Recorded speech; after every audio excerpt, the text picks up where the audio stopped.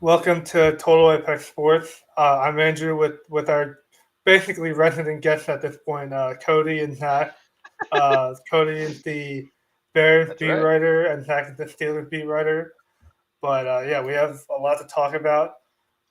First off, the Ravens trading Yeah. for Deontay Johnson. I have my thoughts, but you guys can chime in first, especially Zach. You guys enjoy him. I am one of those Yeah. people who believed it was absolutely addition by subtraction.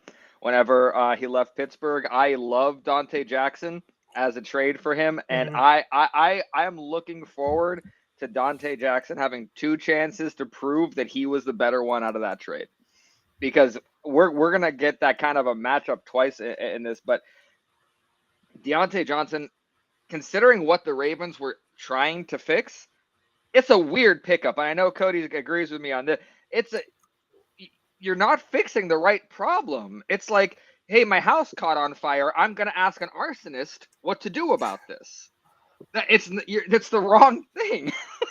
so Yeah, I mean, yeah, really, it's like, and I kind of expressed this to Andrew privately, but uh, like Devontae Adams, he should have been a Raven. I'm wholly convinced that he was going to be a Raven, and something happened. A technicality occurred to break the deal, and then he had to go like tuck tail and go crawling back to his old master with the New York Jets. But yeah, I mean, bringing in Deontay Johnson probably doesn't really do a whole lot for their offense as a whole, particularly for fantasy.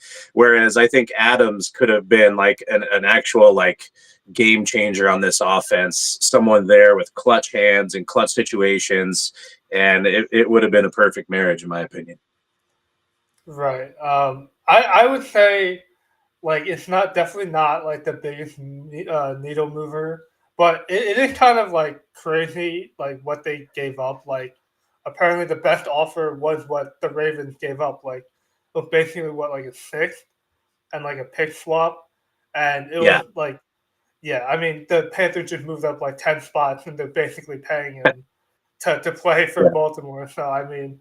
I guess they That's really couldn't totally get like anything the for him. best thing about this deal, right? Is like the Yeah. price was right. Like Hmm. there should be a category on the game show. The price is right. Like Deontay Johnson, you guess the price right, you win a prize. Hey, you're gonna go to the AFC Championship game and lose, buddy. Like let's Yeah. pretty go. much. And for any Steeler fans who are wondering why a Steeler team who is so wide receiver poor, because we are really wide receiver poor. If Hmm. your name is not George Pickens, you are a conglomeration of a random depth player, even Calvin Austin at this point. We actually legally couldn't go get Deontay Johnson because I know Yeah, he yeah, would yeah. have probably fit right back in, and we were like, hey, we legally couldn't touch him. It was a weird like loophole thing where we weren't allowed to get him because of the trade thing. So a lot of Yeah. Steeler fans, like I could kind of tell where their football knowledge was because they were like, "Hey, why did we get Deontay Johnson? We're so dumb." I'm like, "Well, it's because it's illegal." Yeah, I mean, considering like the options out there, like Mike Williams, I think the biggest guy now is maybe Cortland Sutton, but the Broncos are winning, so that was going to be Darius Slayton, Darius Slayton, I yeah, got my eye Darius on. Slade. Do put on a Um, nice audition when we played the Giants. So right. Yeah. So yeah, like considering like what they had left, I mean, there's not much like they could have done at this point.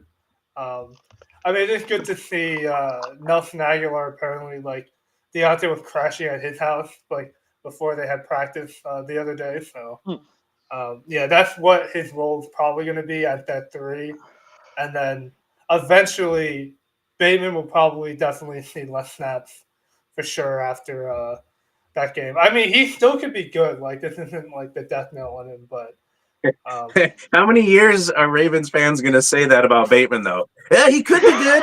He could be. You know, it's like yeah, as much as it breaks my heart because like I want him to be good for fantasy purposes, but it's just like man, he's just not that dude. He's just got the I drop don't season key like moments. And, as much as I do like Todd Monken. I don't like when they have like him Flowers. They have them like very schemed up, like specifically like Flowers doesn't really go deep. Bateman goes deep a lot, and then they just give up a lot of targets for Flowers, which makes sense. But I just wish Bateman got more easy catches, like short to intermediate, and it didn't That's divvy true. those up. I don't know if you saw that. Yeah. It's no surprise since I got a Steeler jersey on that I'm not the biggest fan of the Ravens. But if I put my unbiased hat on, what is confusing to me is that with the weapons the Ravens have, even the lower end there's so many people for the defense to have to worry about that any competent NFL offensive coordinator should be able to have a ball there. You should be able to scheme up a ton of stuff where you get to confuse the defense and do all the, and there doesn't seem to be a lot of fun on the offensive scheming side in Baltimore, like I feel there should be. If I was given the offensive reins to the Baltimore offense, I would have so much fun. I'm imagining just in Madden what I would be able to do with it and all the stuff. There's a lack of creativity in Baltimore that's confusing me. I genuinely don't understand, because I'm on the outside of that, why there's a disconnect between what they have and what they can do with it. Yeah, like the passing game. Yeah, you can go ahead, Cody. Oh, sorry. I was just going to say, like, I think that's sort of a theme that's woven throughout the entire NFL in 2024. There's been a ton of underwhelming performances on offense from really talented squads. The 49ers, the Ravens. Really, I feel like the only team that's really setting the bar extremely high on offense, and it doesn't matter what defense it is, they can't find a way to shut them down, it's the Detroit Lions. Right? It's like there's all these other teams that are just loaded position after position with seemingly solid coaching, seemingly solid offensive lines, and it's just underperformance, fantasy dud. You know, so I think that there is a bit of a defensive resurgence happening in the NFL this year. I agree. The Chiefs are a good point of that too. They're being led by their defense of Patrick Mahomes and passing touchdowns. Yeah. He's basically been a game game manager this year. He's not having to do much, but that's what's winning them games. They're I think I think what would make the Deontay trade definitely better is if the Ravens traded for like a defensive lineman or something on defense, because I don't know what their pass rush is doing. Also, they need some secondary help and whatnot. But for the Steelers, we still got time for the trade deadline. Yeah. I'm hoping. I think Clowney maybe if the Browns traded back Darius Smith, that's an option. I don't know if Hassan Reddick is an option anymore. Like, I don't want to deal with that whole nonsense. Yeah, you stay away. Stay away from that guy. He doesn't care how much money he spends to be a Jekyll. But for the Steelers, I mean, do you think that this is just going to be their receiving core? I mean, we saw their Calvin Austin's breakout game. There's two mindsets in Pittsburgh that, especially people who cover the Steelers, have. There's what we want to happen. And what we want to happen is we want a receiver. And we've understood that we've missed out on the upper tier of receivers. We get that because we put all our eggs into the Brandon Ayuk basket, and that was our fault, regardless of how it happened. But right now, honestly, right now, the name that sticks out to me that I am hoping is Adam Thielen. That's the tier that I'm at. I'm like, I'll take Adam Thielen. I will take I will take like a DeAndre Hopkins if he wants to be traded again. Those are the tiers for me right now that are upper tiers for Pittsburgh, because it's been a rough one. This game against the New York Giants was the first game that the top 3 receiving options for the Steelers were wide receivers.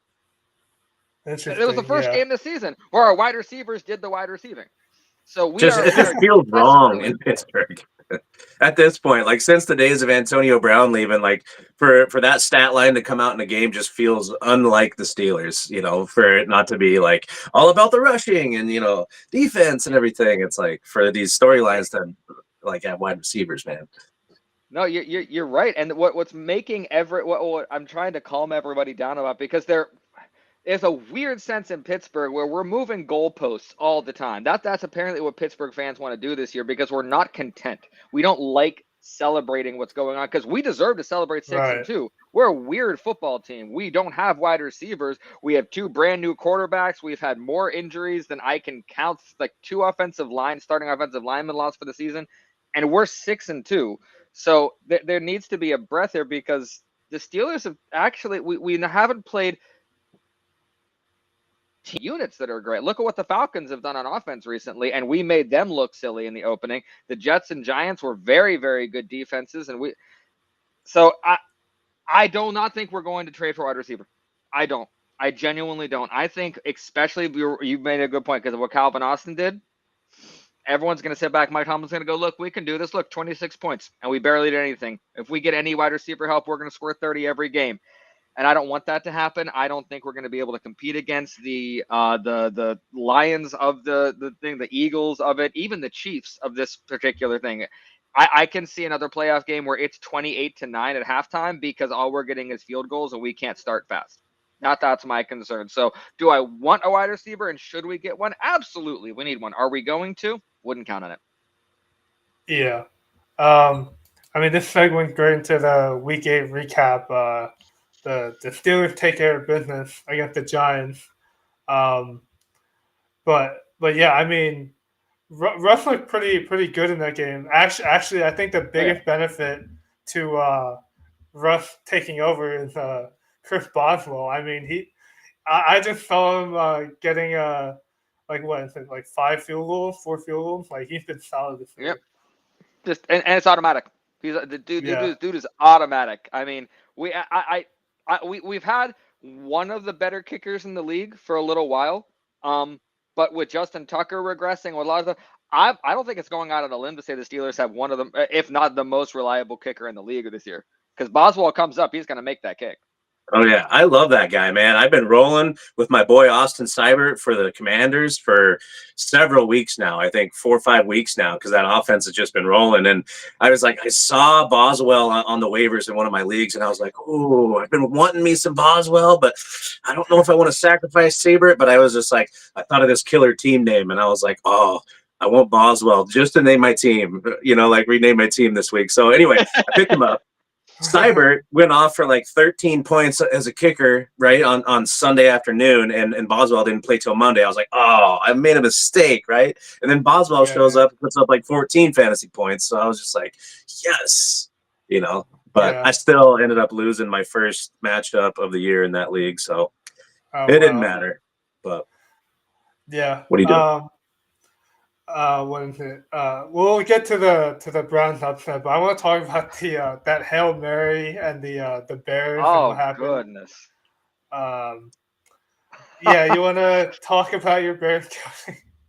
Oh man, it's like that game. So like when I'm doing game recaps for the Bears, I don't know if you guys do your game recaps this way, but I put on headphones and I listen to the Bears broadcast on like Sirius XM.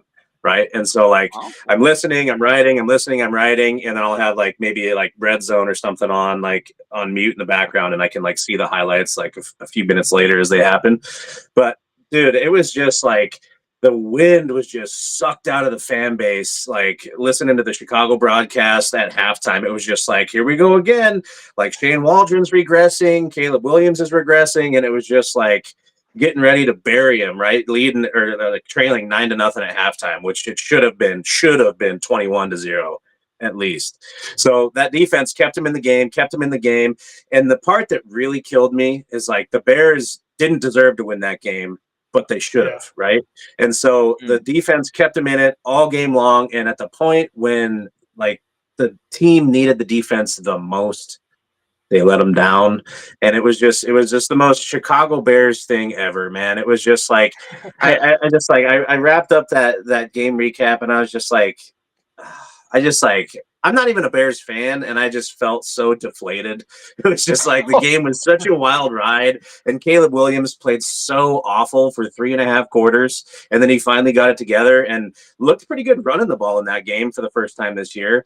But man, it was just a brutal loss. That loss alone dropped the Bears' chances of making the playoffs down to 19%.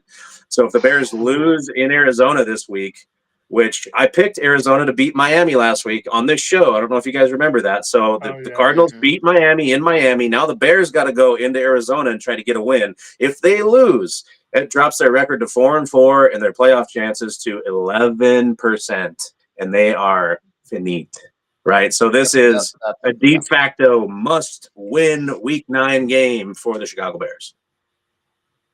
Yeah, you summed it up perfectly there. That was I'm not a fan of either team, Bears or Washington, but I was watching Washington closely because we're gonna have them in Week 10, and they're better than I expected them to be. So I wanted to see what made them good.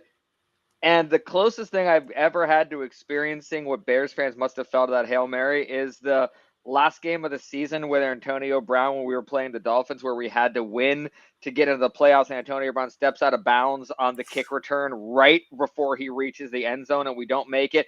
That is how they must have felt, because for a half second I'm like, oh, we did it. And then I realized what happened.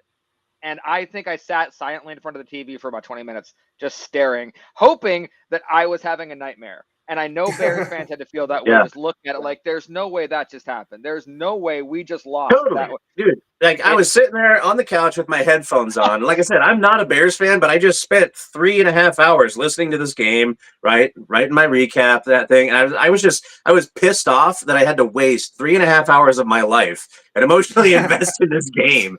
It was just a garbage finish. It was a garbage game. It was a garbage effort. Poor preparation from the coaching staff. They just must have gone off and just eaten Skittles and chased rainbows in their bye week, because it was just, there was zero planning for this football game. But what surprised me the most, and maybe you guys saw what I saw about the Washington Commanders, their defense actually looked a lot better than they have. And you think about it, like, this is still a Dan Quinn defense. He's not the defensive coordinator, but he's the defensive-minded head coach. He's won a Super Bowl with one of the best defenses, in the league, in league history, right, with the Legion of Boom in Seattle.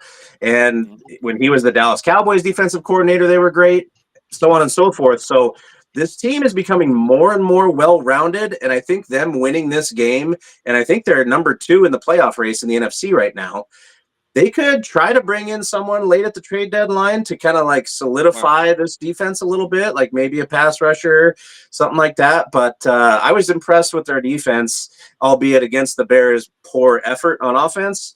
But I think this Commanders team is for real in all 3 phases of the game. And I just, to all the Commanders fans out there, I got to say, you guys deserve this. With everything you guys went through, with Dan Snyder, with what that franchise became, with the toxic, like, just sewer pit that it was, to get to here, it just, as a football fan, it's refreshing seeing this, because I know what it's like being in a franchise like that, where you're all of a sudden look around, you're like, wait a second, we're better than we thought we were. Are we buyers, not sellers? And there's excitement in the coaching staff. When you go in for prep, and not only that, the way they're winning in different ways. And teams like this have to learn to win in different ways before you can win deep in seasons. That's what a lot of people don't understand, that to be able to be really good in the NFL, you have to learn how to win and how to handle that kind of winning. And out of nowhere, and I think that's a great call, Cody. Dan Quinn must be a stabilizing force, because it was an uphill battle for him to come in and do what he's doing this year. And no one, I didn't expect Jaden Daniels to be the rookie quarterback that we were talking about. I did not expect that. And for that to be the good on them, because I'm going to talk nothing but smack starting on Monday. So for now, I'm going to give them their laurels. And Commanders fans, enjoy this, because you guys have been through the ringer. And I hope until you play us that this continues for you guys. Yeah, like that. The biggest swing was, we didn't expect Jane Daniels to even play, because like he didn't practice till I think Friday, Saturday, and he was limited. So like, like that was a warrior effort for him to go out there. I mean, he looked fine too. Like, he didn't really look. I know he was padded up and everything, but he was never not gonna play.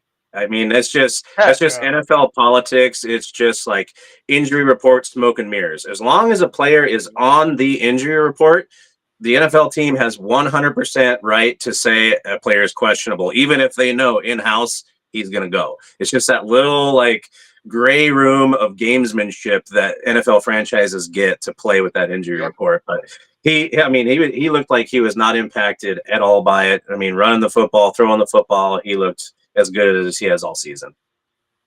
Yeah. We'll get to the Browns upsetting the Ravens. I told my friend that the day before the game that yeah, this just felt like a perfect trap game with Jameis Winston back. Well, not back, but just in starting finally. And well, now the Browns are kind of serious. Like they should have probably just did this like week one. I don't know, or week Yep. two at least. But yeah, the Ravens just struggle against the Browns. Sometimes they're like they have no problems with the Bengals usually. The Steelers they do, and then the Browns are like 50-50. They lost last year to Deshaun Watson late in the year, and yeah, I mean this was kind of a trend for him, and Yeah. especially under John Harbaugh, where yeah, I feel like him and like Matt Eberflus are. I know John Harbaugh's been the head coach for like way longer, but yeah, I don't know. I think there's still issues as long as they're the head coach, even when they win. Well, see, I'm not a big Harbaugh fan either, but I think you got to pump the brakes a little before comparing him to Eberflus. Just, I mean, let's not jump off the cliff here just yet. I'm okay with it because I'm not a Ravens fan, but that Yeah. I got more respect for Harbaugh than that. Oh, I've been kind of on the fire John Harbaugh side for like a while. So yeah, Okay. he's just not like the things he says like after like a bad loss like that. It's like I don't know. It doesn't. It reminds me of last year. That's basically what it is. But yeah, I mean, you want to further discuss this game, Cody? Man, I'm ready to move on to week 9. It was just brutal. The Bears have to learn from it. I hope that Caleb Williams and the rest of the team captains have another sit down hand holding session with Shane Waldron, the offensive coordinator, because his play calling was dreadful in that game. He regressed tremendously after the bye week. He resorted back to calling plays that don't fit the personnel on the field at the time. He was calling plays at certain down and distance in certain situations. I was just like, what are you doing? And I'm like, Caleb Yeah, Williams, you got to audible out of that, man. Like, I don't care if you have the power or not. Like, you got to check out of some of those plays. But anyways, I don't know. I think that they're fully capable of going into Arizona and getting a convincing win. They are. Their defense is that talented. They have a lot of players injured right now. They had 5 starters not participating in practice today, so there are some injury concerns, especially on the offensive line. But this is one that they just gonna kind of have to swallow, take on the chin, and move on. And I'm ready to do the same. So let's get into week 9. oh yeah, for sure. Yeah, so we have the Texans at the Jets tonight. Actually, the I think the Jets are favored by 1 or 1.5. I'm not like that surprised about it because like no Nico Collins, Stephon Diggs got ruled out for the year. Stroud hasn't looked that great this year, like overall. This is obviously a win now spot for the Jets after their horrific loss against the Patriots without Drake May for most of the game. What do you think about this game, Zach? I I'll be quite honest. I think that stat line is entirely people desperately wanting this team to still be good, like everyone hoped they would Yeah, the be. Jet. Yeah, I think a lot of people don't want to admit what the Jets are. And it's what I saw coming. I never once believe you can go back to the podcast that I did leading up to it and all that. I'm not afraid of Aaron Rodgers. I'm genuinely not. This yeah, Aaron Rodgers gets upset really easy. Aaron Rodgers can get thrown off really easy. And this Aaron Rodgers is not the kind he used to be. So this I'm just based on coaching alone, based on franchise. I'm surprised the Texans, regardless of injuries, aren't the favorites here. Because I look at this game, I'm like, if the Jets beat the Texans, that's a big upset for me. And I think the Texans feel the same way. Yeah. Yeah, I see the line has moved. Jets are now 2.5-point favorites. Wow. So Goodness. they opened as 1-point favorites. So I don't know if that's just like Vegas accounting for the Diggs injury, man, or it being a short week and Houston has to travel and the Jets, get to stay at home. But I mean, what a horrific matchup to have on Halloween night, right? Like, I think Well, it's NFL scary, for fans, sure. football fans in general, like you kind of see this game on the slate and you're just like, ew, like I'm gonna go to the neighbor's house and bob for apples instead of watch this game, right? It's uninteresting. I don't think there's a whole lot of like fun, Yeah, no dynamic shade. fantasy football like opportunity here, aside from maybe Joe Mixon getting loose and maybe Brees Hall getting loose. But it's like the Texans receiving core, woof, especially against the Jets secondary. Their corners are elite. And this Jets receiving core, I mean, Adams hasn't done a thing in two games. They've just looked poor. Adams looks tired. He looks like I do. Like he should be on the couch right here next to me. He just like he's playing uninspired football, and this whole thing this week about him getting the fountain of youth, which was water mixed with cayenne pepper. Give me a freaking break, bruh. Like, what kind of garbage is coming out of that dude's mouth? He's just like trying to anything he can. It's like he's got the devil on one shoulder and an angel on the other shoulder, and the devil's winning, man. Just do it, say it. Like, what a laughable comedy of errors this Jets team has been.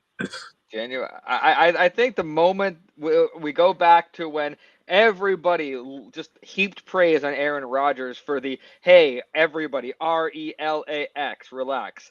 That moment where we're like, hey, he called the comeback. He did that. From that moment, Aaron Rodgers was like, hey, what I say matters. What I say manifests itself. And he got this weird thing and like Charlie Sheen this into his head that maybe there was some dragon blood or something involved in it or whatever. But Aaron Rodgers is that is a weird football team. That's just a weirdly coached football team, weirdly managed football team. If I was a New York Jets fan, I don't like throwing the word embarrassed around a lot when Matt Canada isn't your offensive coordinator, but I would be embarrassed about how things are going right now because you're a nationally you have a national stage for pretty much every game that you play as a New York Jet, so everyone's watching you. We all see how it's going. We know what's going on. You can say whatever you want about cayenne pepper. We know what's up. I like for next year the schedule makers. Like, I don't care who they have on paper. Don't put the same damn team this many times. Like, it's crazy. Like how they structured it. 'Cause, I mean, like basically, like it might not have been as bad of a look if it wasn't on prime time, but it just is since they've been on like for I think like 5 or 6 straight weeks or whatever. But yeah, it's bad. The Texans should just, if they're the team that can win the AFC South like last year, this should be a cakewalk. I mean, even their defense isn't playing that well. If like they lose to like the Patriots and whatnot. So like it's not really going to surprise me if the Jets get a win in this game. It's just not. It's also not going to impress me whatsoever. It's just this is a game on the schedule that has probably more playoff implications for the Texans. The Jets season is lost already, so it's just like, man, what a snoozer. What's more interesting is the Week 9 Sunday night preview with the Colts and the Vikings, where we didn't talk about this earlier, but the big news point this week has been the Colts benching Anthony Richardson. I kind of want to know your take on this. Cody, you can start. Yeah, I'll be the first to admit it, right? Like I was a bit of an Anthony Richardson truther to start the year. I was really excited after what I saw in 4 games out of him his rookie year before the injury, and I was here for it. I was here for a run first offense in Indianapolis. I thought the dynamic fit of JT and him, pounding the football was going to be a thing of beauty, and it's kind of been a thing of horror. So yeah, man, you get benched for Andy Dalton, like Bryce Young in Carolina. You get benched for Joe Flacco. Man, that's your career is kind of in a pretty precarious spot at that point. But I love it for fantasy because Joe Flacco, just like he did last year for the Browns, he's slinging it, man, and he's going to sling it to those talented wide receivers that they have in Indy. So I'm here for it, man. I'm a Michael Pittman owner in several leagues. I'm looking for an uptick in production out of him. Josh Downs. I think this offense is going to be lifted by Joe Flacco. So this game could definitely be won by the Colts, even though it's in Minnesota. And they've had a bit of time to heal their wounds after their loss. But yeah, I mean, Anthony Richardson, you hope he gets it figured out. But I mean, it's not going to surprise me if he doesn't get another chance this year unless Flacco gets injured. I agree, and weirdly enough, even if Flacco wasn't the quarterback, I'm a football purist about many things, and I've never coached at an NFL level, but I have coached at a high school level. And I'm trying to imagine if my quarterback, even a running quarterback, came to me and said, "I'm tired. I need to sit." I would stare at him and just go, "Excuse me?" What? And I would give him a chance to take it back. And then if he didn't, I don't care who's behind him. I'm like, "Okay, you're not going to play football for me anymore, young man." And I would cut him from the team. That's something you don't say as a football player because that shocked me. Yeah, I he don't should know have if I'm going to lied be able to or get said past that. something else. Yeah, Yeah, it's like, is there a meme out there yet? Like from the dude from the Green Mile when he has like the tear in his eye and he's like, "I'm tired, boss." Like even if that's how you feel inside, man, you don't come out and say that. And the fact that the Colts organization came out and said, "Oh, that had nothing to do with his benching. We just feel that this is the best move for the team at this point." Who are you fooling? And what is the point of even lying like that? That's just so. It's just a bunch of poppycock. It's just so outrageous. Exactly. Yeah, And it's not going to help Richardson. Right now he's a young kid who is leaning towards a Jamarcus Russell-like approach to the NFL, where my talent is all I need to do. Exactly. Yeah, that hurt, didn't it? Didn't that hurt? Where my talent is all I need to do. I don't need to study, and it's about me. So if I'm tired, then you're going to do it's a dangerous mindset for a young player to have in the NFL. And I agree. The Colts did him a disservice by not publicly reprimanding him for this, by not straight coming out and say, "Absolutely, we expect more effort on this football team. And if you are not going to give us that effort, you don't deserve the privilege of playing football for the Indianapolis Colts." That's what they needed to say. And instead, they covered for him. They rewarded bad behavior. So you know what? I hope this blows up in the Colts' face, because what a cowardly way to approach a situation. I'm surprised they didn't have any like team meeting or anything. Like probably the coaches did, but like Michael Pittman said he found out like, oh, there was a quarterback change like from social media. Like that's usually not a good way to run a organization. But yeah, I've never heard of like Lamar could be running around back there for like 5-10 seconds. I've never heard him say that. Like that's just something like and you know from AFC rare. North football, Ben Roethlisberger came out, had a dislocated knee, came back in the fourth quarter. He walked out, put his own nose back into joint. There's been who was it? Ronnie Lott cut part of his finger off. You play football. Play football. You stay on that field, Anthony Richardson. What is? I mean, I understand there's a gladiator mindset that is, but this particular thing, it's just basic football. He's not talking about a huge hit. He's not talking about an injury. He's talking about being tired. Yeah. I mean, when I saw him doing this, I thought he was injured. Like I watched that play live and I was like, "Oh shoot, he's hurt. He hurt his shoulder again or something." Like, and he's tapping out. And then I'm like, "Wait, what?" Like it just unbelievable. And like you said, in Indianapolis, they should have put him on like a Game of Thrones-esque walk of shame, right? Like shame, shame. Put the towel over his head and like paraded him through town, man. Because dude, you get paid millions of dollars to do your job, and just like to tap out because man, you didn't get enough reps on the treadmill that week or whatever. Like I don't know, but it was just Yeah, like really troublesome for his future with that team. yeah, Yeah, like the they, offensive they should give. linemen, like the offensive linemen, like they fight like every down, and Yeah, they also risk like a lot of injuries as well for the leader of the team. So yeah, if you go out and say that, like they're gonna lose a little that, bit that of respect for sure. that's right along the lines of last year. Kenny Pickett saying, "Nah, I don't want to be a backup. Just scratch instead." Yeah, That, that's that not that's a good right look. along those lines of that. So it. If the Colts this year allow Anthony Richardson for any reason other than injury to get back in that starting lineup, that's a bad look for a franchise on every single level. So I certainly hope they don't, because to me the Colts are a franchise that would surprise me if that would be a long draw from the Tony Dungy years if they decide to take that route.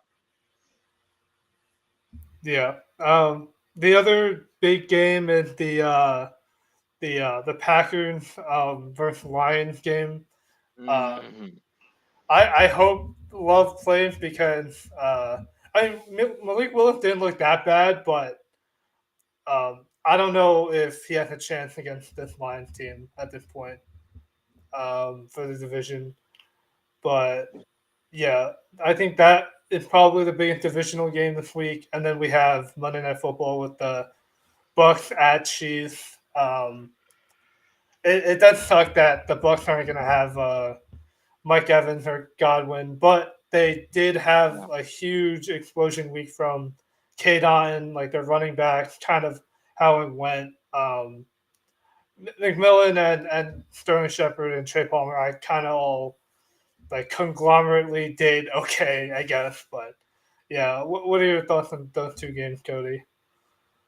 Yeah, I guess I'll start with the one that you left off from there, Bucks Chiefs. I wasn't expecting much out of McMillan or Sterling Shepard last week against Yeah, Falcons. Pretty good secondary, better than their record indicates, and it's the same thing again this week. I think for fantasy managers out there who picked up McMillan and or Shepard, you didn't pick him up for weeks 8 and 9. You picked him up for leading up to the bye week and after the bye week, when you have more favorable matchups. So you don't get much tougher of a matchup than against the Chiefs secondary, really, if you're a pass catcher in the NFL. So for fantasy purposes, you think that the running backs here for the Bucks, maybe all three of them. I don't know if Tucker gets involved again, but you could see a lot of check down Charlie stuff.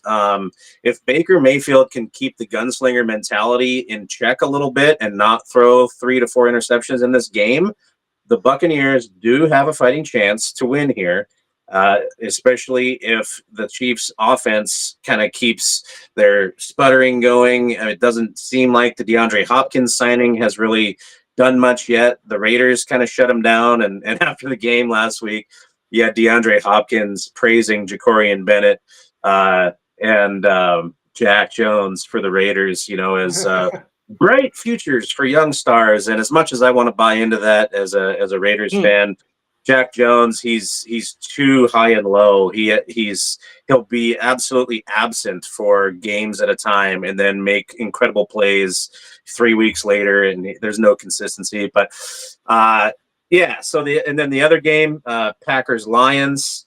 I think that this Lions team, even with the loss of Aiden Hutchinson, they are just an absolute buzzsaw matchup on both sides of the ball. So if Jordan Love plays, yeah, that's better for the Packers offense, but it's still going to be an uphill battle. Their secondary is yeah, legit, their linebackers are legit, and their defensive line is holding their own without their leader. So I think the Lions are going to get a win in Green Bay at Lambeau Field. Fantasy wise, that defensive secondary for the Packers, keeping Amon-Ra in check. You see it a little bit. If Jamison Williams was going to play this game, I would kind of put him as a boomer bust candidate in this matchup for, his one long play per game to be fantasy viable.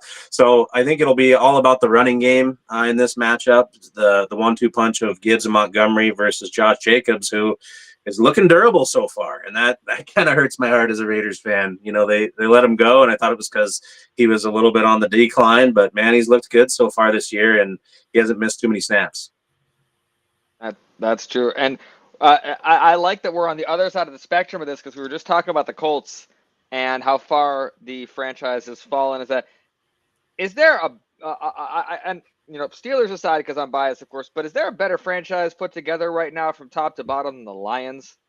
I mean, Nope. The Lions are just a well-built, I respect football franchises building their team. It's patience. They brought in Jared Goff when everyone was like, what are you talking about? And they knew how to use him. That wasn't a random, we don't know what we're doing. That is and Campbell, I would run through a wall for that man. Oh yeah. So this every single year since I was about 16, and I decided to expand my view from just loving the Steelers to being a football fan as a whole, while still being a diehard Steelers fan. I would pick a secondary team on the off chance the Steelers didn't make the playoffs. Since Dan Campbell became the coach of the Lions, that's been my secondary team every year. I love watching them, and I love seeing them succeed because it's deserved. It's how you. So I think the Packers should be terrified. Anyone playing the Lions this year should be terrified, because the Lions know what they have, and it's been built on foundation. It hasn't just been built on like the Rams that one Super Bowl year, bringing everybody in high price, mortgaging the future for it. This is a smart, well-built, solid football team that you're right, Cody. When you're this good on both sides of the football and you're well coached, I'm genuinely terrified about ever facing that team if the Steelers get near the Super Bowl, because I don't think there's anyone that can stop that offense. I genuinely don't. They look like they didn't try it that hard, and they put up 50. Yeah, they're throwing like passes to offensive linemen and doing wild trick plays. I mean, like even without Jameson Williams, I mean, they just have Laporta just go right back to kind of where he went last year. Maybe not as much, but just like a little bit. And their team's looking. Honestly, they should be probably the NFC favorites to make it to the Super Bowl. But we can go to the haphazard. So the Niners. I'm not sure about them. Just because like they keep saying McCaffrey's coming back and maybe he in week 10, but we have no idea what he's going to look like out there. That did have to teach me to hold back my Schadenfreude a bit and not take any pleasure in other people's misery, because I was really hurt as a Steelers fan when it felt like Brandon Ayuk used us, and then it felt like karma just a little bit snuck in, and so, but I'm doing my very best to not be that person that's happy about another injury, but there is a little bit that I'm like, well, you did make us look like a fool, so. I'm not sure about them this year. But I guess the other big games are the Broncos at Ravens, Bears at Cardinals, Rams, Seahawks, and Dolphins at Bills. I'll just touch on the Broncos at Ravens. I don't know why the Ravens are getting a 9-point favorite again. Like, this is a way feistier Broncos team. Like they definitely can. They also boast like a top defense this year. It could be one of those things where, like it might be something like last week. It's just gonna come down to like just a few plays at the end. So, what do you think about that game, Cody? I think the Ravens are going to take care of business. I think the Broncos' story about their defense being real and legit is accurate. It's a cute storyline, but I think it's over this week. I think they're going to play by far and away the absolute best offense they've seen so far this year. And I am confident that the Ravens will be able to expose a soft underbelly of that seemingly dense Broncos defense. And it's, I mean, 9 points is a pretty good spread. I think the Ravens can cover. I really do. Mhm. I agree. This is, and no offense to Cody, so put that right out there. This is what the Raiders game was to the Steelers a little bit ago. It's the chance to have a get right game. So this is Yeah. it should be a get right game. It should be, because I agree with you. The Broncos, while they have the talent, that soft underbelly has a name, and that's Sean Payton.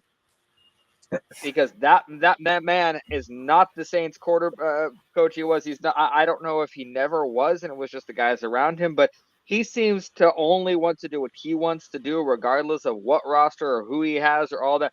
So you guys should be able to truly take advantage of this Broncos football team, because you exasperate them a little bit. Sean Payton will throw the playbook out and just start calling random plays, even if they're not Broncos plays. So you genuinely, Right.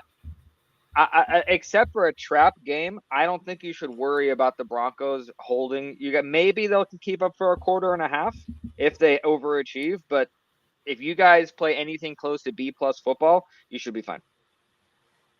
Yeah, if we I'm come hoping off it of doesn't happen, because I want a bigger lead in the division, because you guys already slipped right. up, because the Steelers and Ravens always look over each other's shoulders to see where the others are, and Yeah, yeah. you guys gave us that lead, that 1-game lead, so.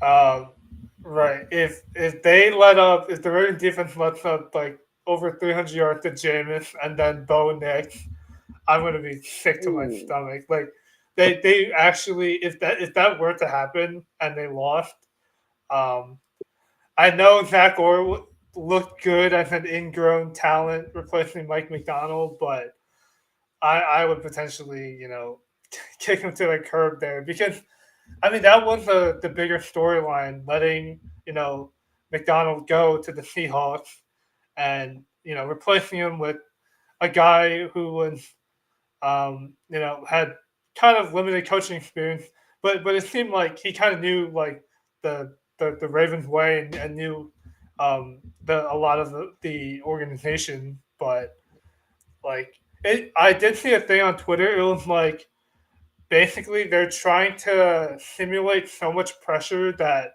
their like man to man guys just can't stick. Like they're doing too much with what they don't have. Basically, like they're not getting a pass rush.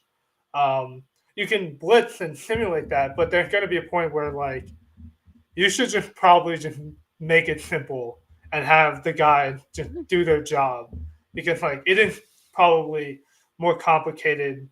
If one guy has to do 2 or 3 things, like it's not at this point. It's not a good state right now, but yeah, they should be able to get this win at home.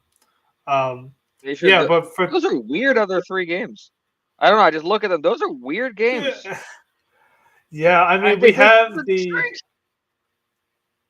yeah. This is kind of an interesting week. I mean, I can run through them. I mean, we have the Commanders, Giants, Saints, Panthers, Chargers, Browns. I guess is a little more interesting. Patriots, Titans. I mean, this game is interesting to me because I know what the result's going to be. Cowboys, Falcons. I mean, I think Dallas is cooked. Like they might be more Yeah. cooked. They're just as cooked as like the Giants or some of these teams. Like This is the week where I think the Dolphins season could be officially ended. That okay, loss, Yep. they couldn't, that loss last week, they could not afford that loss. No, Genuinely, that yeah, was I think, that was. Yep. yeah, I think that's a great point, Zach. I think the dream is over if they lose this division game to the Bills, and it's in Buffalo, and they're coming off a bad loss to the Cardinals.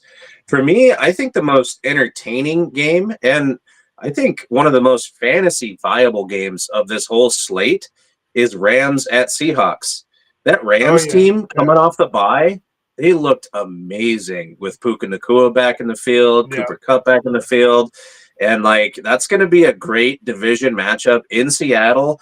And the Seahawks need a win badly. And you can run the football on the Rams. I think they're going to get Kenny loose, and he's going to have a great game rushing the football. And it's going to be a high octane, entertaining, scoring affair in the NFC West. yeah. We That's do a good have point. like Jags. Yeah, Yeah, we do have Jags Eagles. Like the Jags are basically on the brink of probably firing Doug Peterson maybe in a week or two against his former team. Yeah, the I didn't watch much of this game, but the Eagles were basically like uh, all clicking on all cylinders finally with Saquon, AJ Brown, Devonta Smith all back. So yeah, they should be one of the juggernauts for the NFC for sure. Uh, Yeah, the Eagles kind of boat raced the Bengals last week, and they looked sharper on defense than they have all season. The Eagles did, and Mm-hmm. so I yeah, think that bodes well for my Raiders going into Cincinnati and getting a win. I mean, Gardner Minshew already got a win over the which Ravens on the road, right? mhm. So it's like for them to go and play a Cincinnati defense that's not been super hot this year, and getting into a sort of a, I don't even hesitate to call it a trap game because the Bengals have just been kind of bad this year. But I think everybody's going to be picking them to beat the Raiders. But I could see them going into Cincinnati and putting up a good fight. Might not cover, but might get the win. So win outright. So Yeah, I'm fine with that. they're Go in yeah. and just beat the Bengals because I can see this in the next 2 or 3 weeks becoming a 2-horse race in the AFC North. And beating the Bengals would help with that because I want this to just be between the Ravens and the Steelers heading down the stretch because my favorite years are when it's Steelers Ravens down the stretch and both of them are just neck and neck and then you got to play each other to almost finish the season out. One That's fun, fun. yeah. One final note on the Bengals, like they have to re-sign T Higgins. Like for whatever reason, when he's just not out there, that team just malfunctions. Like I don't know. They have to get a deal done or No, something. they need to trade him within the division. Just saying, in case they wanted to, I might have a buyer. Yeah, but I guess that's not really talked about. Like this health I mean, basically healthy Joe Burrow team with Chase. Like if they lose this week and the week after, like they might be done. I know Bengal fans want I've been calling for Zach Taylor's head, but this might actually be coming to a close pretty soon for them. It should. I mean, it's now. I do gotta say the Bengals do have a history of holding on to coaches much longer than they should. Marvin Lewis Mm-hmm. lasted a lot longer than I thought he would in that situation. Yeah, that is true. So when you ask the Bengals to make a good call coaching wise, it's kind of hard to do. I still think Zach Taylor is riding that improbable Super Bowl appearance and that's why he's still here because that was the weirdest Super Bowl appearance. I still think Yeah, it's weird that the Bengals were there that year, but I genuinely think I'm not. I think the Bengals season is over already, and only because of the division they play in. Because it looks like that they not just it's not that they have to keep winning. They need the Bengals and the Steelers to lose consistently, and right now it doesn't look like either team is prepared to do a lot of that consistently. We might lose one or two, but it seems like both these teams are set up to really be the contenders within that division. So I yeah, I'll go a step ahead and say that these Bengals, I'm writing them off already. The Browns, not yet, only because Jameis, Nick Chubb being back. I'm genuinely, I am so unhappy that Deshaun Watson's not starting because I wasn't worried about that team. And now I genuinely have to worry about the Browns again. And I don't like that. yeah. All right, we can cover some fantasy football stuff real quick. I mean, I wanted to touch on the Chargers Browns game. Actually, uh, it actually seems like you know the Chargers found a potential wide receiver one with Lad McConkey. I mean, do you think this is all Cody with Justin Herbert? yeah, I do. I mean, Justin Herbert, he still set the rookie record in the NFL for passing yards his rookie season.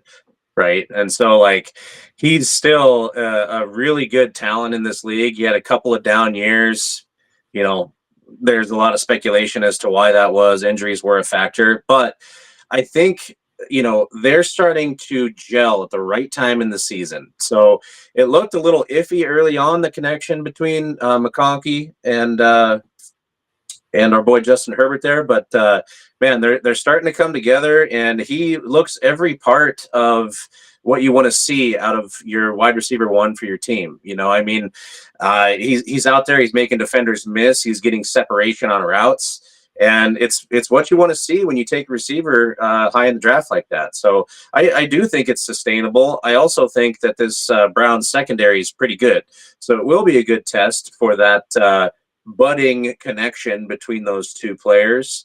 What's the spread in this game? Who's favored to win? Let's see. I would I'm be not surprised sure. if it wasn't the Chargers by a little.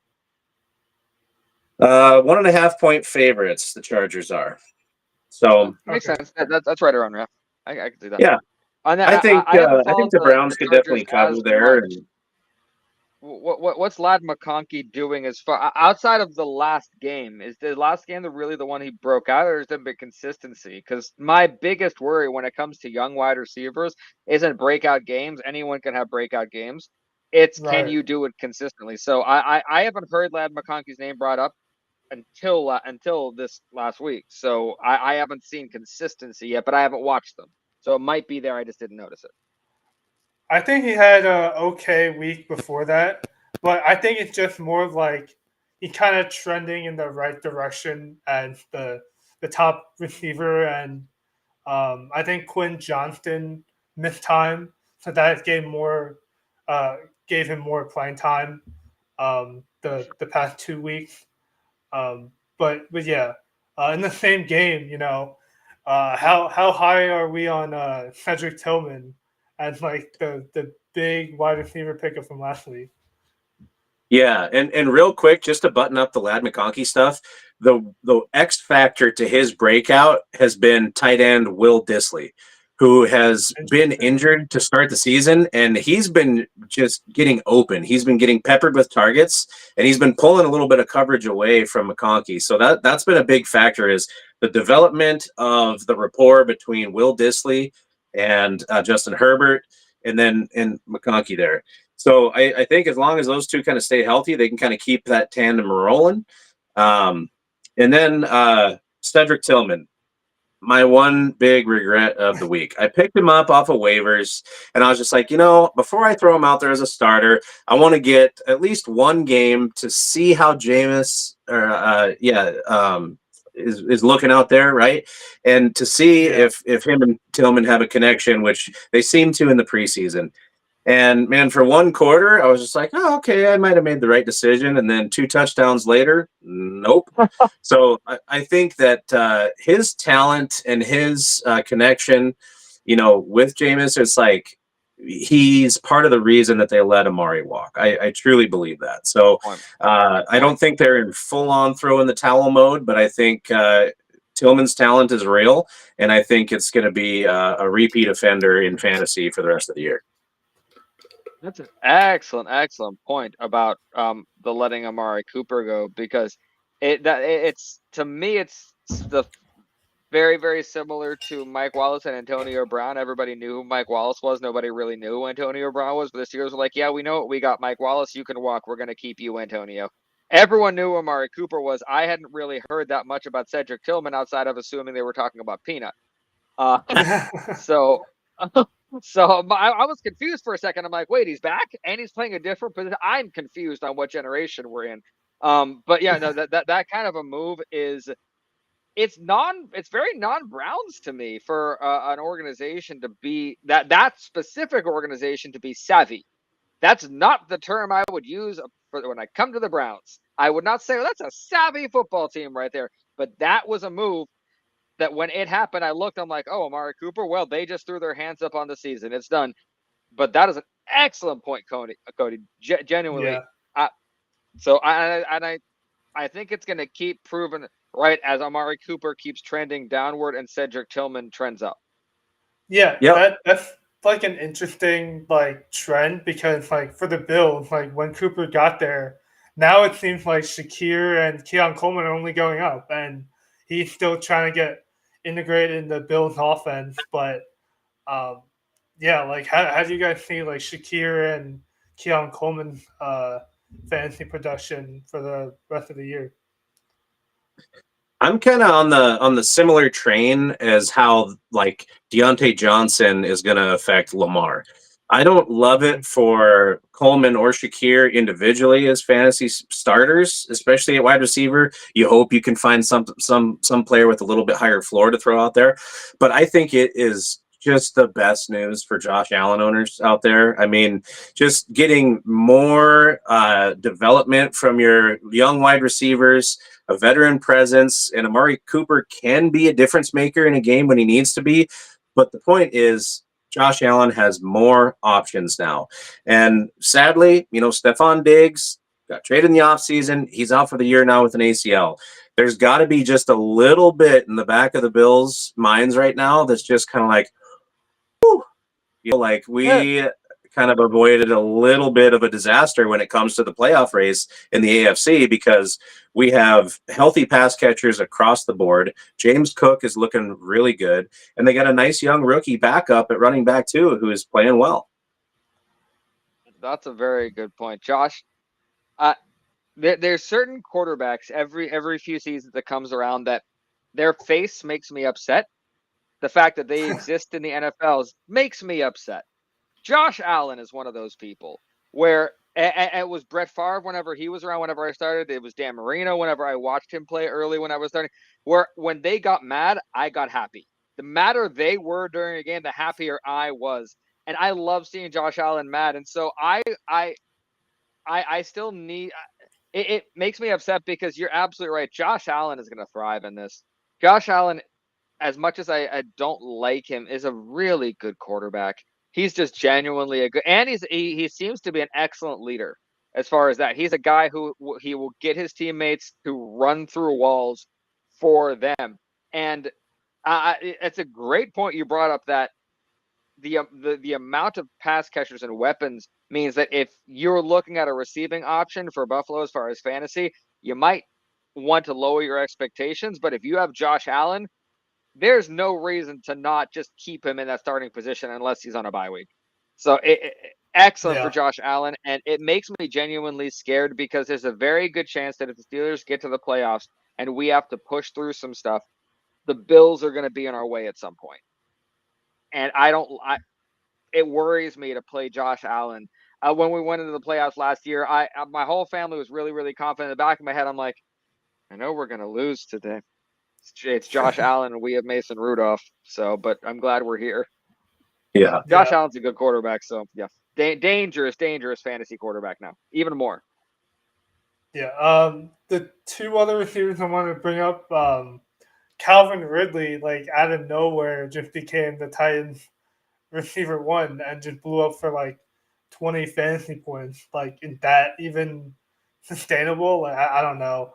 I don't know if I buy it, but what I do buy is Cortland Sutton potentially going off against the Ravens. But I don't, in terms of like going off, I guess maybe it won't be like a 20-point week, but you could probably bank on like 15 plus.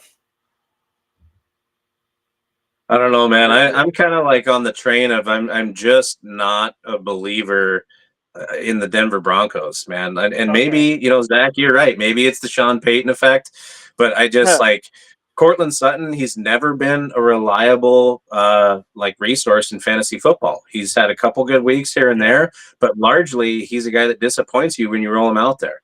So I wouldn't worry. I wouldn't worry about that. This weekend in Baltimore, the Ravens are going to get right after the loss to the Browns, and it's going to happen in a big way. And the way to beat the Broncos is running the football. And who's the best rushing team in the league, right? So let's be rolling out our King Henrys, right? Our studs. I might even think about rolling out a Justice Hill if I need an injury bye week fill-in as well. You can do some damage in the short passing game against the Broncos. Calvin Ridley, I don't think that's sustainable for basically one reason. Will Levis is practicing again. So as soon as he is their starting quarterback again, I think his fantasy value is going to take a hit. I mean, I don't know. I think Rudolph did pretty well filling in for Levis. I mean, the offense looked a little bit more dynamic, but yeah, I don't think that's a player that I'm going to be buying on in fantasy. That's a good point. And the consistency is the key to that, because I think both Cortland Sutton and Calvin Ridley will have maybe one, maybe two more games where they overachieve for the rest of the season. But these Yeah. are guys who it's going to be mostly down. I'm not a Bo Nix believer in any way, shape, or form. He looks to me like the classic reliable backup quarterback. That, to me, that's why Mason is struggling. But Mason is what Charlie Batch was. Charlie Batch was the best backup quarterback I have ever seen in my entire time watching football, because he knew exactly what he was. And the second he came in, you were fine. Mason Rudolph was that. And I think Bo Nix could be that, but everyone wants to be a starter quarterback in the NFL. No one wants to be that backup. So that's why Mason has that specific ceiling, and Bo Nix also has that. Yeah. Speaking on running backs, for whatever reason, the consistency usage part is kind of like mind blowing with Bruce Hall and Kenneth Walker, because when they get most of the work, they look like the tier one, no concern RB1 starters. But then when Bruce Hall splits time with Braylon Allen and Kenneth Walker, the Seahawks just don't run the ball. Like, I don't know. Blows me. Yeah, Yeah, it's and not even you want to talk about just pure talent, rushers of the football, okay? Like King Henry, he is just a specimen of a human being. And Derrick Henry gets away with running with a high pad level. You can only do that if you're Eric Dickerson or Derrick Henry. That's it. If you look at technique wise, pure runners of the football, for me, there's two guys. Kenneth Walker and Brian Robinson Jr. When you watch those guys run with the ball in their hands, it's fluid. It is poetry in motion, and you want to give those guys the football any opportunity you get. And so this new offensive regime in Seattle, when they sent Shane Waldron packing, for them not to be a run-first football team, it just blows my mind when they possess one of the best pure runners of the football in the entire NFL. Blows my mind. Yeah. Well, that's an excellent point about those two. The most frustrating thing about football, whether it's in fantasy or not, is when you know for a fact who the focal point on an offense should be, and it is not the focal point of that offense. That's the frustrating thing. And that I think, as a Ravens fan, that must be what's frustrating you at some points, Andrew. You're looking like, we have Derrick Henry, and we have this year's Derrick Henry who looks good. Well, and there should never ever be a game where Derrick Henry is underused. So yeah, No. but great call on the pad height thing. That's a great call on that. One other surprising running back, which I unfortunately sat last week, was Ramondre Stevenson getting like two garbage time touchdowns in their win. Man, I don't know what the Patriots are doing at running back. It's like, I mean, if you know he's fully healthy, like, he would just get all the snaps. But like against Jacksonville, like, they split the carry three ways, and like, yeah. Also, if Travis Etienne comes back for the Jaguars, like, I don't know if you can play out Tank Bigsby. I just hope for Travis, actually, that he would probably get like traded to Dallas or something, just so the Jags have the mainstay guy for fantasy. I don't think. Yeah, it's like if Drake May is in concussion protocol right now, like Drake May is not going to play this week. And so, you know, to allude to your point, Andrew, of Ramondre getting some garbage time last week, it's going to be a whole game of garbage time this week against the Patriots. So it's like Ramondre is a dude I'm rolling out. If he's on my roster, like if Jacoby Brissett's the starting quarterback, dude, this is two teams, the Titans and the Patriots, going at it like some of the worst offenses in the NFL and some of the like defenses that are kind of the most up and down, bang and bust. So it's like it could be Ramondre Stevenson has 150 yards, 2 touchdowns. Like I can see that in his range of outcomes for sure. It's one of my favorite matchups on daily slates for the price this week. Interesting. Yeah, the Patriots are. There's just a weird football team. I don't have any faith in any Patriots players because I don't have faith that the team as a whole really knows what to do with it yet. I still think the entire New England area is still in whiplash about how quickly that dynasty ended. I still don't think anyone's fully adjusted to it yet because you still think about the Patriots. You have to stop and you're like, oh wait, no, this is who the Patriots are now. So, if I see a New England signal next to a player right off the bat, I'm not going to trust that. So I have a hard time believing that when Stevenson is giving a whole game to do what he can do, the Patriots are even going to know how to use that. Yeah, because it wasn't even like he was very efficient. It was just like the touchdown. So that's not really another thing to bank on. Cody, is there another running back you want to talk about in this list? Let's talk about a guy that we didn't see play last week. And it wasn't because he was on a bye week and it wasn't because he was injured. It was because 2 hours before kickoff, he decided he was too sick to play a football game. Let's talk about Rico Dowdle, right? So I had to roll out Rico Dowdle in a flex spot. And man, when that late announcement, like it really hosed me. I was scrambling. I was grabbing like, who knows off the waiver wire just to plug in, right? Like the 49ers, like 4th string receiver, right? But anyway, I digress. Rico Dowdle. So he's going to have to get a little bit of run sooner than later because when we saw Dalvin Cook, didn't look too good. Ezekiel Elliott looks the way he has the past couple of years. Like Dallas, if they have any hope of sort of like having an offense that's not CeeDee Lamb, they have to get Rico Dowdle going. And so this week against the Falcons in Atlanta, I think Rico Dowdle is going to get more touches than he's seen all season. That might not translate to fantasy greatness, but as fantasy managers, one of the only things that we can plan for and look forward to is opportunities. I do think Dowdle gets those opportunities as the de facto RB1 in Dallas this week, and I am going to roll him out again in a flex position because he's back at practice after his illness. Yeah. And trusting a Dallas running back. That's I credit that. I credit that optimism.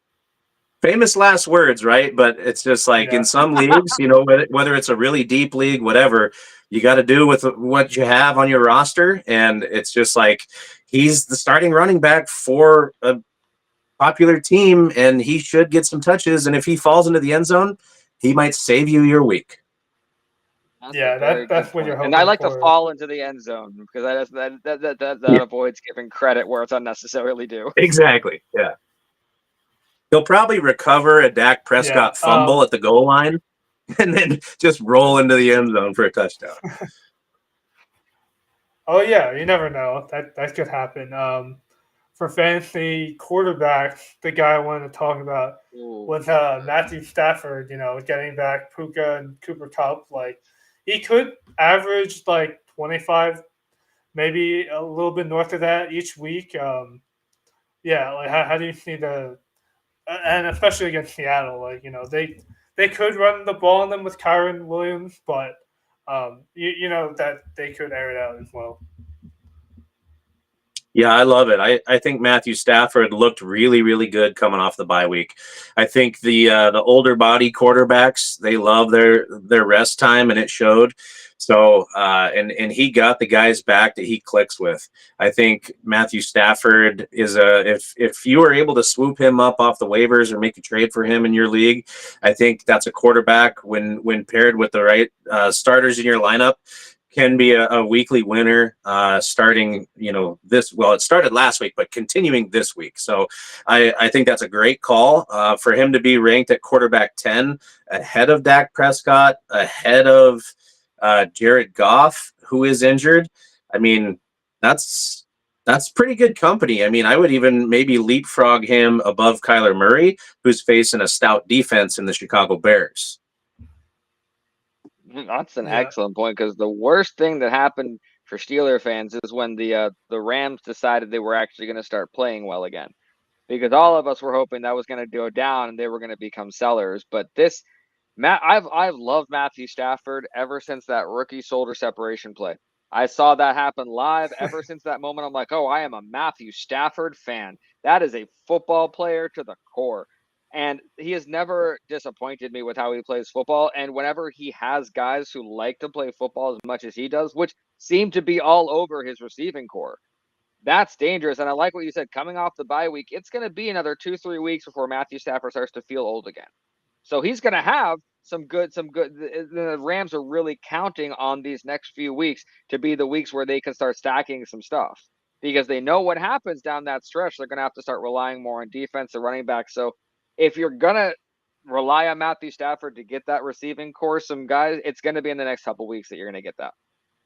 Yeah, I've noticed for fantasy, specifically this week. I mean, other than the top five, like they're kind of like more like back end QB2 types. The position sort of getting thin, because we had Baker up there, but he lost his top two receivers. Yeah, He can he has still no potentially receivers. do it.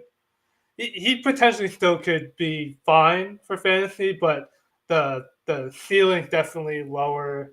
I know we have two up here, but yeah, like Yeah. I'm just Mahomes surprised has hurt my Mahomes is heart. still. Yeah, I'm just surprised Mahomes is still ranked in the top 10. I mean, what do you? I know it's against the Bucks, That but No, that's a popularity thing. That's because that his name is Patrick Mahomes, and that's honestly the reason Patrick Mahomes over the last 3 seasons has won me, I think, an average of 1 or 1.5 fantasy championships based on what he's been able to consistently do. And every single week this year, I've looked. I'm like, it's Patrick Mahomes. I don't think I can take him out, and then he disappoints me. And the next week, I'm like, I can take him out, but it's Patrick Mahomes. You never know. So I think that's why. It's because when you look at it, you want to say, well, I know how he's playing this season, that he has 8 touchdowns and 9 interceptions. But then you're like, but he's Patrick Mahomes. So you never know. So I want to take him out. I know I should. I know, but he's going to stay in there for another week. I know he is. Yeah, and on that same game, okay, for Patrick Mahomes to be ranked QB7 in Week 9, and Baker Mayfield like to be ranked, what is he, QB16? Like mm-hmm. Baker Mayfield is the second highest scoring quarterback in fantasy football right now, only behind Lamar Jackson. And like until Baker Mayfield gives you a reason to put him like riding the fantasy pine on your bench, like you roll him out there, and it is absolute disrespect that he is ranked 16th behind Bo Nix. Are you kidding me? Like even ranking him behind Patrick Mahomes is just a travesty. Yeah. So if there are leagues out there where you're kind of questioning, Baker Mayfield, he doesn't have Evans, he doesn't have Godwin, it doesn't matter. He's going to deliver the football to who's open. And last week it was Cade Otton. This week, it might be somebody different. It might be Sterling Shepard. Who knows? But the point is like the fantasy viable player that you want in Tampa, it's not Bucky Irving. It's Baker Mayfield. Yeah, that's true. And I credit to Baker, because Baker is the redemption story I wanted Johnny Manziel to have. Yes. I like those. And when Baker was in Cleveland, I was like, oh, poor kid. It's another one. Didn't see this coming. So credit to him, because turned himself into a legit football player, and I'm very impressed with that. So every time I hear Baker Mayfield's name, the first thing is I think is, goodness, I'm impressed by you. Yeah, like even over Caleb Williams, Geno Smith, they've had higher pass volume, but they've been not as efficient.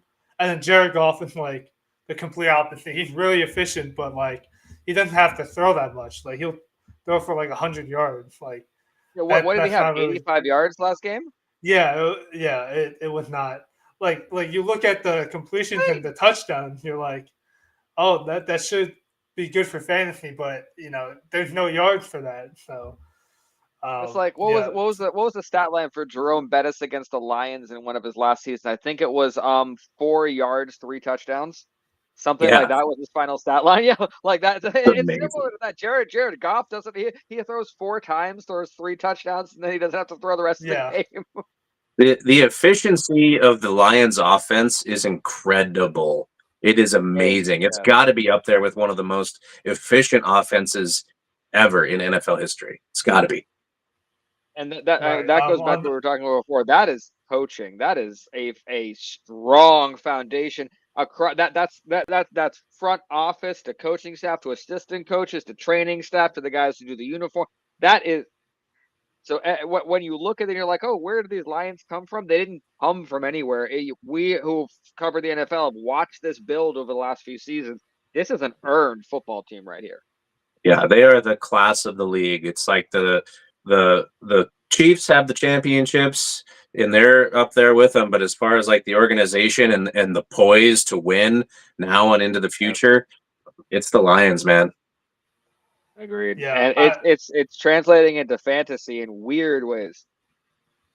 oh yeah. Yes. I didn't want to mention it because I gotta only mention it once, but on National Tight End Day, we had all those They went guys off. score. Yeah. I mean, do we see another spike week for them again this week, or maybe some Uh, letdown spots, Cody? Yeah, man. I think every tight end went off except Brock Bowers. I think he's the only one in the top 10 that didn't score a touchdown last week. So, I mean, he's been rock solid fantasy gold all year. I think Brock Bowers is gonna like have an amazing game in Cincinnati this week. So you're rolling him out. I think a lot of this tight end production is going to be sustained. I'll give you a couple reasons why. So Trey McBride for Arizona, he's been ranked in the top 3, top 5 all year long, but he hasn't put up any real big numbers until the last couple weeks. And that Cardinals offense is starting to find themselves a little bit. Marvin Harrison's starting to play a little bit better. Kyler Murray's finding them a little bit, and he's peppering Trey McBride with targets. David Njoku, he's getting new looks from Jameson, like Jameis Winston, and so it's like David Njoku, his target share is going to be there. I think it's the Njoku and Cedric Tillman show in Cleveland. Evan Ingram balled out. Evan Ingram is a Yeah. really good professional football tight end. Like if Evan Ingram is healthy and he's on your team, you're starting Evan Ingram every week. He is always there with a floor when he's not injured. So I do think the tight end position picks up, and no one is more improved than your boy Mark Andrews this year. So I see some lists of fantasy analysts saying it's time to cut Isaiah Likely.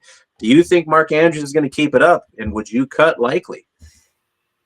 Uh, I don't know if I'd cut him. I do yeah, trust this Mark Andrews resurgence. Even though he's a Raven, as much as I can respect a Raven that is active, because the second a Raven retires, like Ray Lewis tried, I'm like, yeah, I can like you, but you're active. No. But Mark Andrews is a heck of a football player, and the only time he hasn't been is when he's been hampered by injuries or has been coming back from them. And I gotta say, and this might be disrespectful, but just because of the way the Ravens have played the Steelers over the last bit, the only player I am genuinely worried about down the stretch when we play the Ravens is Mark Andrews. But so I wouldn't cut Likely, but I'm definitely putting Andrews ahead of him for the rest of the season until he proves otherwise. yeah. I think they're definitely leaning towards more targets for him. I'm not sure about like the snap share wise. Like, it's probably still they probably use both similar, but they're definitely following targets to Andrews at least early in the games. But the other tight end along with that and that blew up last week specifically was Kyle Pitts. I mean, like Yeah. 2 touchdowns. Like he might be back to his rookie year, but yeah, like he Hey, should be like a top 5 tight end moving forward. I hope so. Now, the interesting thing when I look at this list, outside of the top two, I look at Trey McBride, Njoku, Ingram, Otten, Ferguson. You go down to Komet. All of those guys have quarterbacks who need to lean heavily on their tight ends as security blankets. Those are whether they're because who they are as quarterbacks, whether they're young or because it's Tampa Bay, they're having issues with injuries or other wide receivers. Those to me are tight ends who should be focal points for their quarterback. Because any quarterback who has any issues where he can't get balls to wide receivers or he's trying to get back on the right track, the best way to do it is to throw the football to your tight end. That is what I believe as a firm base for how to get your quarterback back on base. So those tight ends I would look at not because of who they are necessarily, other than Ingram, because I agree, incredible tight end there. But it's because of what they mean to their quarterbacks is why I believe they're as high as they are there. Mm-hmm. Yeah, and Yeah, I like that you called out Kyle Pitts, Andrew, because if you think about like TJ Hawkinson in Minnesota, when Kirk Cousins was his quarterback, TJ Hawkinson was like top 3 tight end, top 5 tight end week in and week out. And he's starting to get comfortable with Kyle Pitts. Kirk Cousins is starting to look for him a little bit more. He's starting to look for his binky, right? And he found him twice, right? So I love it. I would honestly rank Kyle Pitts for me. I would rank him ahead of even like Trey McBride right now, and Kelsey. I think Kelsey always kills the Raiders. It's what he does. I hate it with the white hot power of a million suns that's what he does to the Raiders every freaking time we play. But I don't necessarily think that the way that the Kansas City offense is functioning right now with the presence of DeAndre Hopkins, I'm not going to trust that production that Kelsey put up last week in and week out, even though it is a pretty good matchup against the Bucks. He's still not my number one guy. So I think there's a little bit of reshuffling that can be done here. And Zach, those tight ends you pointed out, the Binky boys, we'll call them, like, heck yeah, rank those guys higher because those quarterbacks need to and should to lean on them because they have proven reliable. Exactly. Yeah. What is it? Actually, I think the usage of the tight ends increasing is good for specifically DFS because like a popular DFS method for making lineups is the double tight end in the flex, and just because of the cost, because it's basically a receiver with probably just as much, maybe a little less catch volume, but just as much touchdown equity. So yeah, that proved big last week.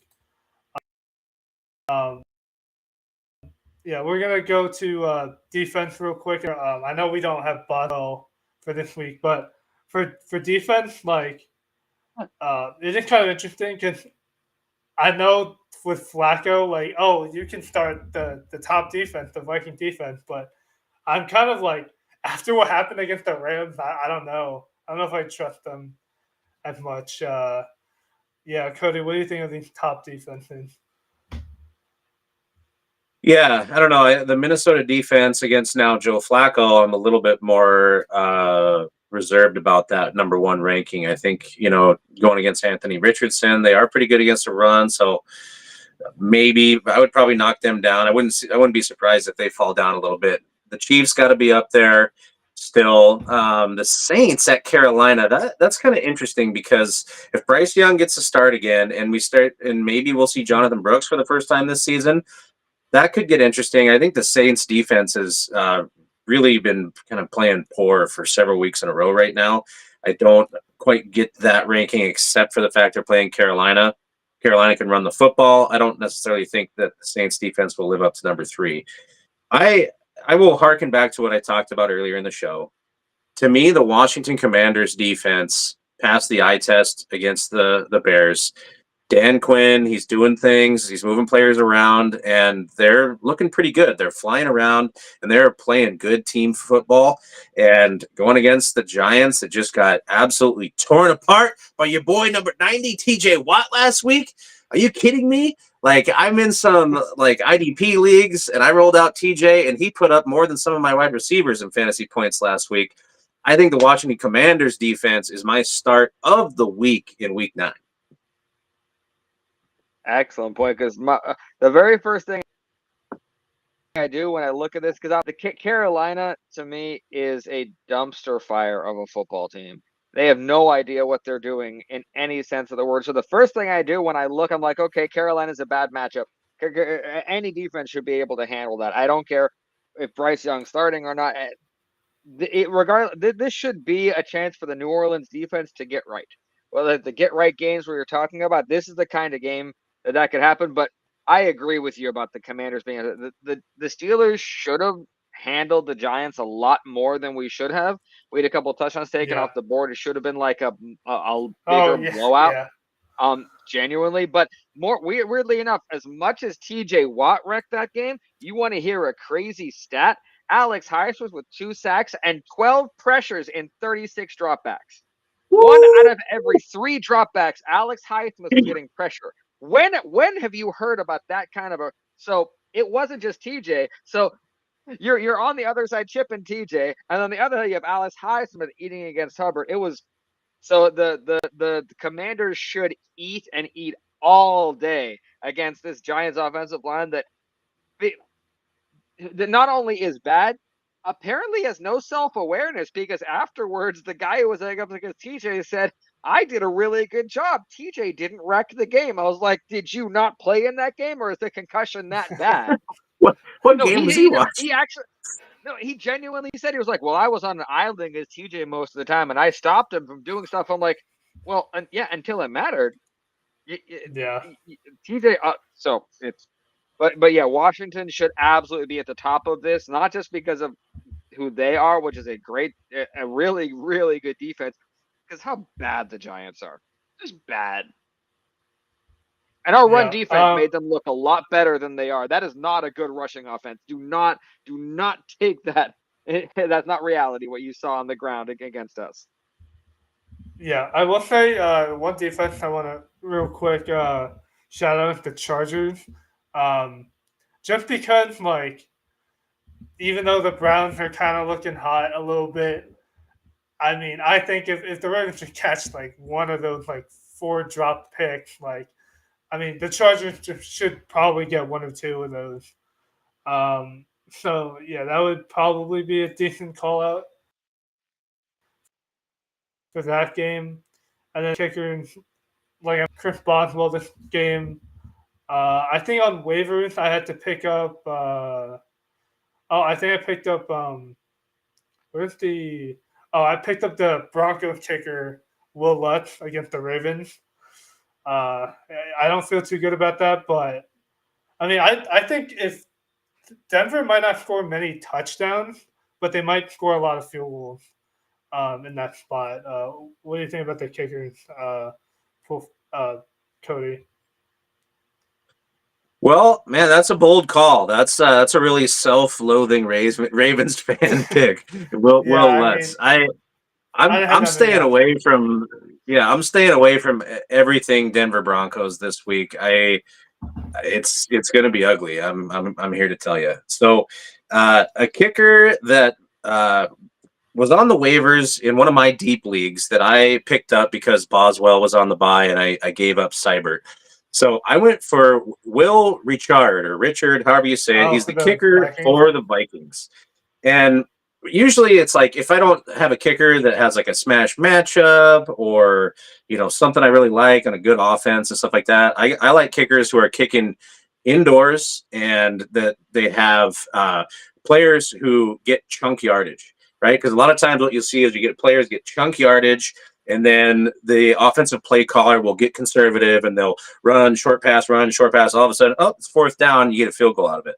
And so I like Will Richard as one of those guys as a complement to kind of Justin Jefferson a little bit, that Vikings offense. So he's the guy I'm rolling with this week. I know they got him ranked pretty high. I don't know if he should be ranked as high as number 4, but that's a dude that for whatever reason you see out on waivers, you can swoop him up and plug him in with confidence this week. Not sure when it comes to kickers, because you're right, Boswell's not there. And for the teams where I didn't have Boswell in, Justin Tucker has let me down, because as much as I don't like the Ravens, Justin Tucker was supposed to be Mr. Automatic too, and apparently he didn't eat his Wheaties this season. Don't know what's going on with that. But when I look at this list, what amuses me the most is that I look at the top and it's the 2 kickers that are playing each other that have the best matchup. So I'm trying to figure out if we're going to finish the Dallas-Atlanta game is going to be 18-15 and only field goals kicked. And that's what we're saying. Yeah, Because no. you have two kickers that are used to kicking inside that are playing people who play inside. So it's just a kicker's bonanza there. But I got to say, whenever I have to fill in a kicker on fantasy, I use a very small amount of my brain power for that because when I pick Yeah. my kickers from my draft, I legitimately put a lot more thought into who my kicker is going to be in the draft than a lot of other people do. Actually, Cody, from how you're talking about, I think me and you might be on the same side as far as knowing what kickers can be to the team if you draft them well in the draft. A lot of people just pick kickers randomly. So whenever I'm going to fill in for that kicker's bye week, I'm just kind of shrug it off for that week, and then I know my main guy is going to be back in that I picked specifically for this role. So I'm not worried about Boz being out this week. Someone else will make up for it. Mainly because when he comes back, I know he's going to get me over 10 points again. Right. Yeah. That's gonna do it for Total Apex Sports. Let me see if I can try something real quick. We're going to try something fancy. Ooh. Oh yeah, they have some new features for Halloween. Ooh. Oh yeah, we got some I mean, like a ghost face filter. to call out, but where can we find your work, Cody? Bears beat writer for Total Apex Sports. CNick42 on Instagram. And then Twitter is Cody_from_MT. Yeah. I'm the Steelers beat writer for Total Apex. My Twitter is right down there. It's my first name and then my last name. It's Zach. It's very, very simple. But I also do a podcast outside of this, Steelers Sanctuary, and we just started, because I'm nocturnal, doing overnight ones. So we started Steelers Sanctuary After Dark on TikTok. If anybody would like to join in between 1 and 4 a.m., if you can't sleep, we're just on there talking football. So Steelers Sanctuary and the Steelers Sanctuary After Dark, you can find me. Great. But yeah, we'll catch you all next week. And yeah, hope you're